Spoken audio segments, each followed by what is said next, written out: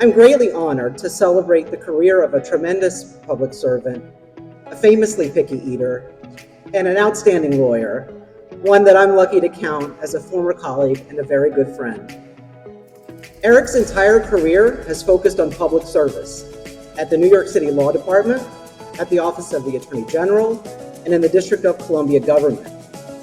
This and his volunteering and mentor work with the Washington Bar Association, the Council for Court Excellence, and even babysitting my younger son for more years than was required, speak to his integrity, values, and humanity. Eric is a fundamentally good and fair person, and those who appear before him can rest assured that they will be treated fairly and respectfully. Without any mental reservation or purpose of evasion.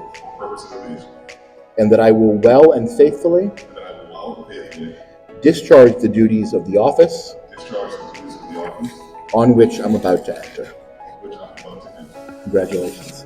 I just took my oath now for the second time, but I took my oath, and those words are not hollow to me. I'm going to treat everyone, whether seasoned practitioners or pro se litigants, individuals who come from money or those who are of limited means. You know that when you appear before Judge Glover, you're going to be treated fairly, you're going to be treated with integrity, and you're going to be treated with decency. And you're going to have a judge who is well-versed in the law that's before him.